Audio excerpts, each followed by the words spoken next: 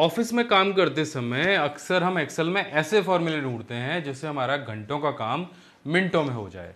तो इस वीडियो में मैं कुछ ऐसे ही फॉर्मूलों के बारे में बात करने वाला हूं जो चुटकियों में आपके काम को बहुत आसान बना सकते हैं। तो ये वीडियो ज़रूर पूरा देखिएगा।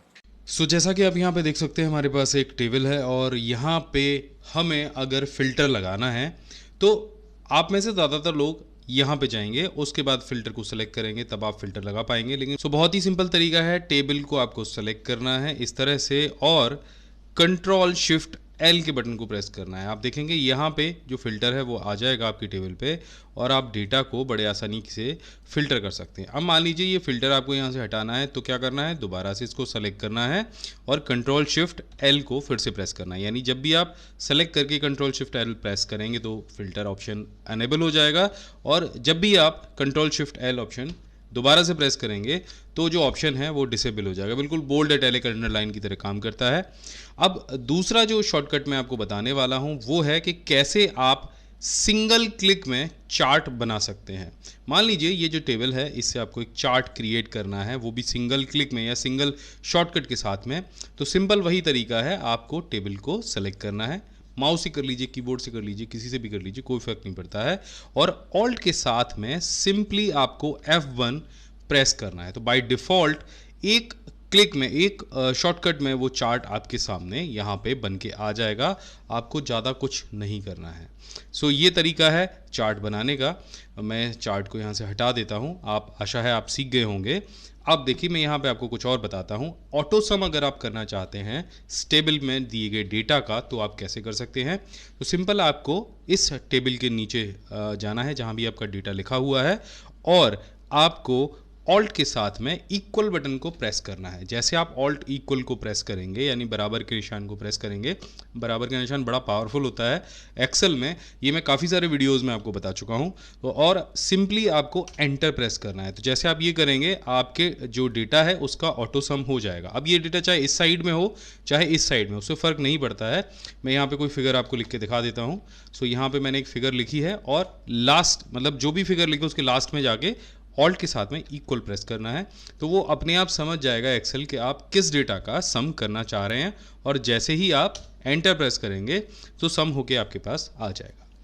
अब देखिए मैं आपको एक चीज़ और बताता हूँ। मान लीजिए यहाँ पे एक्सेल में कोई भी फिगर लिखी है, कोई भी डेटाबेस लिखा हुआ है और आपको उसका सेल फॉर्मेट बदलना है। जैसे मैं कई वीडियोस में बता चुका हूँ कि एक्सेल को बताना पड़ता है कि एक्सेल में आपने सेल में जो भी डेटा, जो भी नंबर टाइप किया है वो क्या है, वो डेट है, टाइम है या और कुछ चीज़ है। सो इसको कैसे आप बदलेंगे, उसके लिए बहुत लोग जाते हैं यहाँ पे नंबर फॉर्मेट में, लेकिन शॉर्टकट की क्या है, सीधे नंबर फॉर्मेट को ओपन करने की। सो सबसे पहले आपको ये जो डेटा है उसे सेलेक्ट करना है और कीबोर्ड से Ctrl+1 प्रेस करना है। जैसे आप Ctrl+1 प्रेस करेंगे तो यहाँ पे फॉर्मेट सेल का ऑप्शन आ जाएगा। अब आप चाहें तो कोई भी जो फॉर्मेट है वो सेलेक्ट कर सकते हैं, कोई भी कैटेगरी जो है सेलेक्ट कर सकते हैं।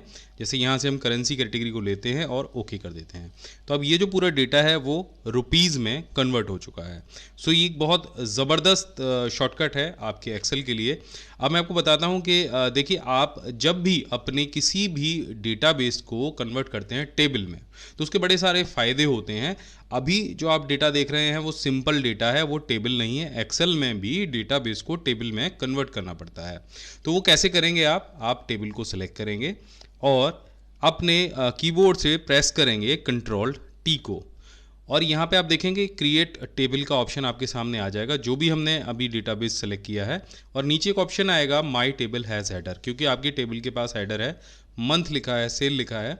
इसे आप जैसे एंटर करेंगे या ओके करेंगे तो वैसे ही आपके जो रिबन है उसमें डिज़ाइन जो टैब है वो अनेबल हो जाएगा, डिस्प्ले होने लग जाएगा और टेबल से जुड़े हुए सारे टूल्स आपके सामने आ जाएंगे।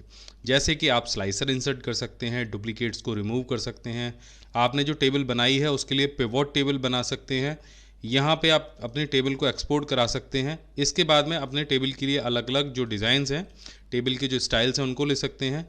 यहाँ से आपको टेबल के लिए और भी ऑप्शन मिलते हैं, जैसे फ़िल्टर बटन आप अनेबल कर सकते हैं, फर्स्ट कॉलम को आप बोल्ड कर सकते हैं, टोटल आप अपनी टेबल के लिए निकाल सकते हैं। ऐसे ढेर सारे ऑप्शन यहाँ। चलिए एक यूजफुल शॉर्टकट और मैं आपको बता देता हूँ। मान लीजिए जो आपका हेडर रो है उसमें आपको एक लाइन और ऐड करनी है, यानी इस वाले सेल में आपको एक लाइन और ऐड करनी है। तो कैसे करेंगे आप इस पर डबल क्लिक करेंगे, उसके बाद ऑल्ट के साथ में जैसे एंटर प्रेस करेंगे तो आप देखेंगे एक लाइन नीचे और ऐड हो जाएगी। सो यहाँ पे मैं चलिए ब्रैकेट में कुछ लिख देता हूँ, अपना ही नाम लिख देता हूँ। अब इसके साथ में एक चीज़ और भी बहुत अच्छी है कि ये जो नीचे वाली लाइन है आप इसको फॉर्मेट अलग से कर सकते हैं।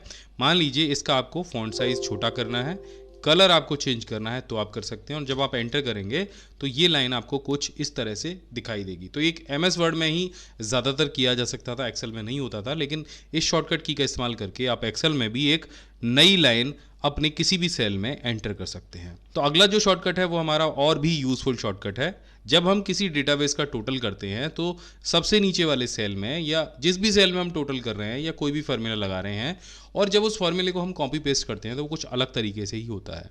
देखिए जैसे मान लीजिए यहाँ पे मैं इसमें फार्मूला लगा देता हूँ ऑटो सम का, मैंने सम किया, यहाँ पे आप देख रहे हैं कि मेरे पास ये फिगर आई है। अब मैं इसको कंट्रोल C के साथ में जब कंट्रोल V से पेस्ट करूँगा तो ये फिगर यहाँ पे नहीं आएगी, क्योंकि हुआ क्या कि ऐसा करने से सिर्फ फार्मूला ही कॉपी हुआ है, जो वैल्यू है वो कॉपी नहीं हुई है। अब केवल अगर आपको वैल्यू कॉपी करनी है तब आपको करना होता है पेस्ट स्पेशल, और पेस्ट स्पेशल में भी आपको वैल्यू ही पेस्ट करनी होती है। तो उसका एक बड़ा सिंपल सा तरीका है, कीबोर्ड शॉर्टकट के माध्यम से आप कैसे कर पाएंगे। तो यहाँ से सीधे आप कंट्रोल C करेंगे और यहाँ पे जिस भी सेल में आप केवल वैल्यू पेस्ट करना चाह रहे हैं उसमें ऑल्ट की को प्रेस करेंगे, उसके बाद प्रेस करेंगे E को, ऑल्ट को छोड़ना नहीं है, उसके बाद प्रेस करेंगे S को। जैसे S प्रेस करेंगे तो पेस्ट स्पेशल वाला जो कॉलम है वो आपके सामने आ जाएगा, पेस्ट स्पेशल का जो ऑप्शन है वो आपके सामने आ जाएगा। फिर ऑल्ट को प्रेस करते हुए ही आपको V प्रेस करना है। जैसे आप V प्रेस करेंगे तो यहाँ पे देखेंगे आप जो वैल्यू है वो सिलेक्ट हो जाएगी और सिंपल आपको एंटर कर देना है। तो यहाँ पे अभी हमने क्या किया, हमने यहाँ से फार्मूला नहीं लिया है, हमने यहाँ पे जो वैल्यू लिखी हुई थी उसको पेस्ट किया है। सो आशा करता हूँ ये शॉर्टकट आपको बहुत ही ज़्यादा पसंद आया होगा। अगर पसंद आया हो तो वीडियो को लाइक ज़रूर कर दीजिएगा। तो चलिए बढ़ते हैं अपने अगले शॉर्टकट की तरफ या पावरफुल शॉर्टकट की तरफ। आप एक्सेल में टेबल में कहीं पर भी हैं, मान लीजिए मैं यहाँ पर हूँ और मुझे सीधे कॉलम A1 में पहुँचना है, तब मैं क्या करूँगा। अब होम की के साथ में जैसे ही आप कंट्रोल को प्रेस करेंगे तो आप कॉलम A1 में पहुँच जाएंगे। इसके बाद में अगर आपको नीचे आना है, मतलब जो आपकी टेबल है उसमें सबसे नीचे आना है, तो कंट्रोल के साथ में डाउन एरो की को प्रेस करना है। आपको अपने टेबल के राइट में जाना है, बिल्कुल जो भी आपके एंड हो, मेरी में तो 2 ही कॉलम है, आपको बिल्कुल राइट में जाना है। तो कंट्रोल के साथ में आपको राइट एरो की को प्रेस करना है। आपको फिर से ऊपर जाना है तो कंट्रोल के साथ में आपको अप एरो की को प्रेस करना है। अब ये तो हो गया टेबल में आगे पीछे जाना, घूमना। अब टेबल को आपको सेलेक्ट भी करना है, मतलब आपको ऐसा नहीं करना है कि आपको सिंपली आगे पीछे ही जाना है, टेबल में ऊपर नीचे ही जाना है, आपको उसको सेलेक्ट भी करना है साथ में। तो आप कंट्रोल के साथ में शिफ्ट को और प्रेस कर लीजिए और फिर एरो की का इस्तेमाल करिए। तो यहाँ पे जैसे मैं कंट्रोल शिफ्ट के साथ में डाउन एरो की को यूज़ करता हूँ तो आप देखिए यहाँ पे मेरी टेबल सेलेक्ट हो गई है। अब शिफ्ट को मुझे प्रेस करते रहना है, उसको छोड़ना नहीं है और पूरी टेबल को सेलेक्ट करना है। तो बस यहाँ पे इतना तो हो चुका, बस इसके बाद में आपको राइट या लेफ्ट एरो की को यूज़ करना है। आपकी जो भी टेबल होगी वो पूरी तरह से सेलेक्ट हो जाएगी। तो जैसे कि आप यहाँ पे देख रहे हैं, मैंने एक फाइल है book1 नाम से, जिसको कहीं किसी और ड्राइव में सेव किया है, लेकिन इसका जो शॉर्टकट है मैंने डेस्कटॉप पे बनाया हुआ है। मुझे नहीं पता है कि ये फाइल जो मेन फाइल है वो कहाँ पर है। तो इसका सिंपल एक तरीका है, आप उस फाइल को ओपन कर लीजिए, किसी भी सेल में जाइए, बराबर का निशान लगाइए और टाइप कीजिए सेल, उसके बाद ब्रैकेट ओपन कीजिए। अब यहाँ पे आपको जैसे ब्रैकेट आप ओपन करेंगे तो एक पूरी लिस्ट आपको यहाँ पे दिखाई देगी। यहाँ पे आपको दिखाई देगा फाइल नेम, इस पर डबल क्लिक कीजिए। जैसे आप डबल क्लिक करेंगे तो इस तरह के जो डबल कॉलन है उसमें फाइल नेम लिखा हुआ आ जाएगा। ब्रैकेट को बंद कीजिए और सिंपल एंटर कर दीजिए। अब देखिए फाइल पाथ आपको यहाँ पे दिख जाएगा। फाइल पाथ है ड्राइव ई में है, ये फाइल वर्ड एक्सेल फाइल के फोल्डर में है, और उसके बाद जो फाइल का नाम है वो यहाँ पे आपको दिख जाएगा। कौन सी शीट आप इस्तेमाल कर रहे हैं वो भी यहाँ पे आ जाएगी। तो इसका सबसे बड़ा फ़ायदा ये है कि होता ये है कि कभी कभी हम ऑफिस में ढेर सारे प्रिंट निकाल लेते हैं और वहाँ पे किसी भी प्रिंट आउट में फाइल पाथ नहीं होता है। तो पहली चीज़ तो इससे आप फाइल की लोकेशन तो पता लगा ही सकते हैं, लेकिन अगर आपने प्रिंट आउट भी निकाल रखा है तो वहाँ पर आप फाइल पाथ कहीं पर प्रिंट कर लीजिए और आप केवल उस प्रिंट आउट को देख के ही पता लगा सकते हैं कि ये फाइल मैंने कहाँ पर सेव की थी। चलिए बढ़ते हैं दूसरे टिप्स की तरफ। यहाँ पे आप एक पूरी शीट देख रहे हैं और इस शीट में मैंने कई जगह फार्मूलों का इस्तेमाल किया है। अब वो फॉर्मूले मुझे कैसे पता चलेंगे, कहाँ पे कौन सा फार्मूला लगा है और किस तरह से लगाया गया है। हो सकता है आपके पास किसी दूसरे व्यक्ति की जो शीट है वो आपके पास हो और आप को पता लगाना हो कि भाई कहाँ पे कौन सा फार्मूला लगा है और कैसे चेंज करना है। तो सिंपल आपको फॉर्मूले को शो कराना है। फॉर्मूला शो कराने के लिए आपको कंट्रोल के साथ कैरेट बटन जो आपके कीबोर्ड के राइट साइड में ऊपर कॉर्नर में दिया गया तो उसको प्रेस करना है।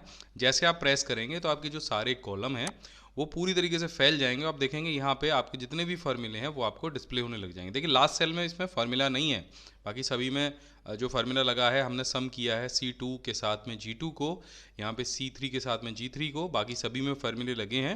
लेकिन जो लास्ट सेल है उसमें फार्मूला नहीं लगा है, इस वजह से वो डिस्प्ले नहीं हो रहा है। यहाँ पे आप देखेंगे ग्रेडिंग के लिए अलग फार्मूला लगाया गया है, रिजल्ट के लिए अलग फार्मूला लगाया गया है। तो इस तरह से आप सिर्फ कंट्रोल कैरेट को प्रेस करके फार्मूला शो कर सकते हैं। आपको दोबारा उसी कंडीशन में जाना तो एक बार फिर से प्रेस कर दीजिए, आपकी जो शीट है उसी तरीके से आपको दिखाई देने लग जाएगी। अब यहाँ पे एक और बहुत अच्छी चीज़ मैं आपको बताने वाला हूँ। यहाँ पर आप देख रहे हैं कई सारे कॉलम हमने बनाए हैं और कभी कभी हमें बार बार इन कॉलमों को सम करने के लिए अलग अलग तरह से सेलेक्ट करना पड़ता है। वैसे आमतौर पे हमने इनको नाम दिया गया है, यहाँ पे इंग्लिश है, मैथ है, हिंदी है, आर्ट है, साइंस है, अलग अलग हमने नाम दिए हैं। लेकिन फिर भी जब हमको कहीं कहीं अलग अलग, मानिए कि हिंदी के साथ में मैथ के पॉइंट जोड़ने हैं, आर्ट के साथ में इंग्लिश के जोड़ने हैं, तो इनको अलग अलग हमें सेलेक्ट करना पड़ता है। अब ये सेलेक्ट न करना पड़े इसके लिए बहुत शॉर्ट चीज़ मैं आपको बताने वाला हूँ। यहाँ पे आपको सिंपल इसको सेलेक्ट कर लेना है। सेलेक्ट करने के बाद आपको राइट क्लिक करना है, नीचे आपको नेम और रेंज का ऑप्शन मिलेगा, इस पर क्लिक कर दीजिए। अच्छा, जैसे आप क्लिक करेंगे तो ऊपर आपको यहाँ पे नाम दिखाई दे जाएगा, स्कोप के लिए यहाँ पे वर्कबुक आ जाएगा और रेफरेंस के लिए यहाँ पूरा जो सिलेक्शन है वो आ जाएगा। नाम उसने कैसे ले लिया, क्योंकि आपने ऊपर हेडर में नाम डाला था पहले से। अब ये नाम अगर आप चाहें तो अपने हिसाब से इसको चेंज कर सकते हैं। जैसे मैं इंग्लिश को ENG कर देता हूँ, आप चाहें तो नहीं भी चेंज कर सकते हैं। उसका जो क्या करना है, उससे क्या फ़ायदा होगा, ये मैं आपको आगे बताऊँगा। तो यहाँ पर मैंने इंग्लिश को ENG कर दिया और ओके कर दिया। अब इंग्लिश के साथ में मैं इस आर्ट वाले जो सेल है इसको भी एक नाम दे देता हूँ। इस रेंज को भी, आर्ट को मैंने आर्ट रहने दिया क्योंकि ये भी 3 वर्ड हो गए। इसके साथ में मैं मैथ वाले को भी एक नेम रेंज दे देता हूँ। यहाँ पे मैं इसको लिख देता हूँ MT सिंपल, और इसे यहाँ से ओके कर देता हूँ। तो अब मान लीजिए इंग्लिश के साथ में हमें मैथ के जो अंक हैं वो जोड़ने हैं। सिंपल आपको क्या करना है, आपको बराबर का निशान लगाना है, सम टाइप करना है, ब्रैकेट को ओपन करना है। यहाँ पे आपको पहले टाइप करना है इंग्लिश, तो मैंने इंग्लिश टाइप किया। देखिए यहाँ पे ENG आ गया, डबल क्लिक कर दीजिए। यहाँ से शिफ्ट के साथ में सेमीकोलन ऑन कीजिए, जैसे कि हम कोई भी फॉर्मूला टाइप करते हैं सम का।